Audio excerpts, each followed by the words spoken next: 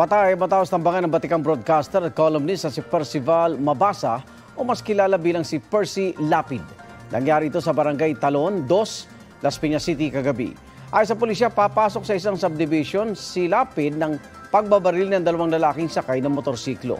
Batay naman sa salaysay ng mga saksi, isang SUV muna ang bumangga sa likurang bahagi ng sasakyan ng mamamahayag bago tinabihan ng mga nakamotorsiklo. Ayon sa pamilya ni Lapid, wala silang alam na death threat sa mamamahayag. Dinala na sa punerarya ang labi ni Lapid at patuloy ang investigasyon sa krimen. Igan, mauna ka sa mga balita. Panoorin ang unang balita sa unang hirit at iba pang award-winning newscast sa youtube.com/GMA News. I-click lang ang subscribe button.